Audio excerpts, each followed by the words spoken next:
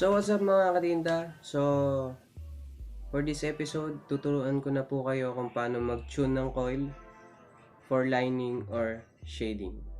Last episode ko po is tinuruan ko kayo kung paano mag table setup for tattooing. So bali alam nyo na po kung paano iayos yung machine for lining. So ngayon naman po ituturo ko sa inyo kung paano mag-tune.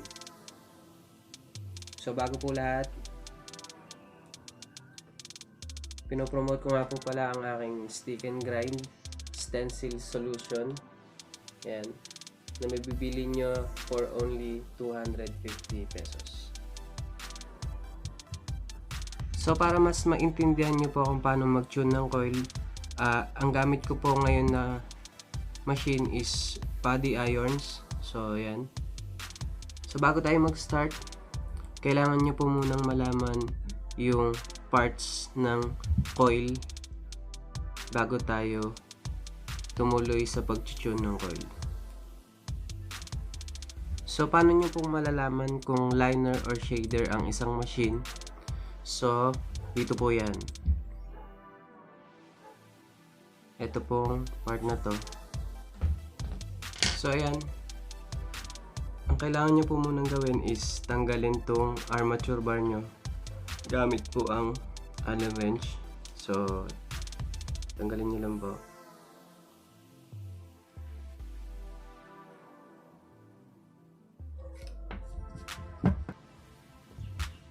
So para malaman natin kung ano yung pinagkaiba ng front spring ng liner at saka ng shader. So front spring natin is meron siyang 20 mm na thickness. Ito yung kapal ng front spring. So sa liner ang ginagamit natin is standard na 20 mm at sa shader naman is 18 mm. So mas mahaba siya kumpara sa liner. So bago nyo siya i-tune, so loose nyo muna yung screw sa baba, and then gawin nyo lang to, yan, at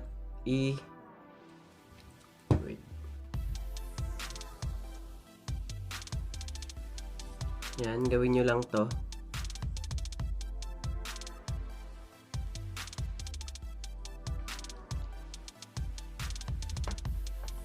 At i-bend nyo lang yung armature ng papunta sa left side. Huwag masyadong malakas kasi baka mabali yung front spring nyo. Ayan. And then pwede nyo na ibalik. So balik na natin.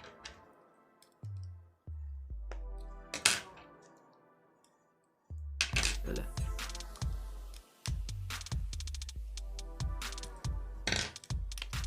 Yan, so balik na natin. Make sure lang na pagka ibinabalik nyo yung armature nyo is nakasentro siya. Ayan, nakasentro dapat. So paano nyo naman malalaman kung gaano kalaki yung gap ng liner sa contact screw? So for liner, so parehas lang naman.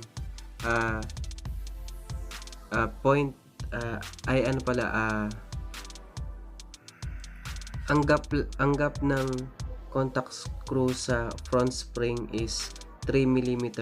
So kung ang pagbabasihan natin is bagay, so dapat kasya lang yung piso. So yan.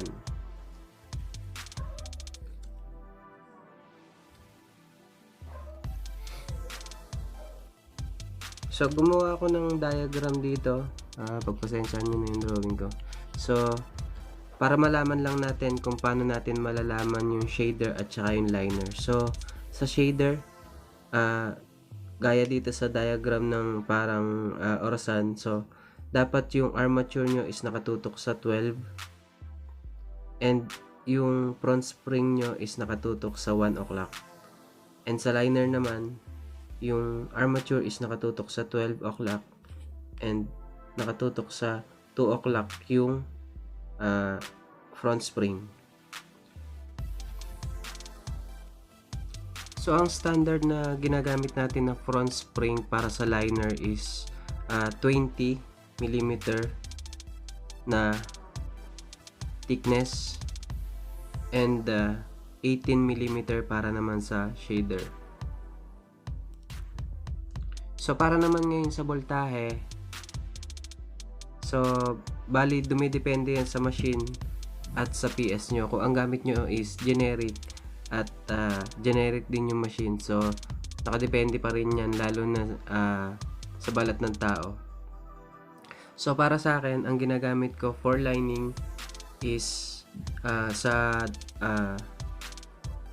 dark line is 5.5 and bababaan ko siya ng 5 para maka-hit ng mas softer lining in 5. So bali yung ganitong PS is meron na siyang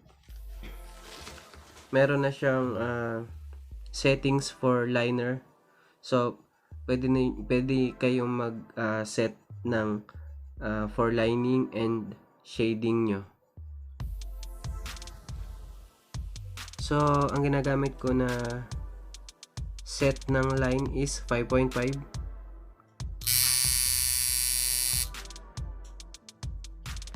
And for softer line is 5. So makakagawa kayo ng whipping. And para naman sa shader, ang set ko naman sa shader is pagka gagawa kayo ng softer shade, kailangan mas mataas yung voltahe nyo. So para sa akin ang ginagamit ko is 6.5.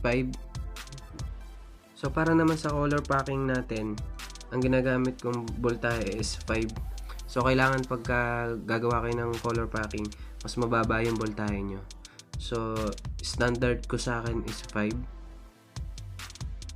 At pagka gumagawa naman ako ng portrait, so set mo lang yung shade mo ng 6.5.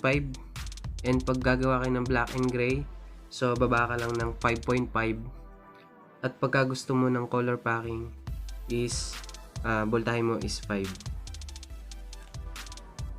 So ito, pinakikita ko sa inyo sa may PS ko. So for lining, naka-setup na siya ng 5.5. At pagka magso-softer line ako, bababa ko lang siya ng 5. So sa shader, pagka nag-shade ako ng portrait, so isa-set ko siya ng 6.5. Pag gagawa ko ng black and gray is 5.5.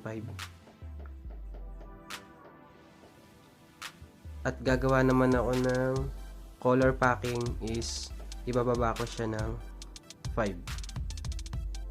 Sa inyo na settings ng pag tune ng coil is yun yung settings na ginagamit ko. So iba-iba po tayo ng ginagamit na settings.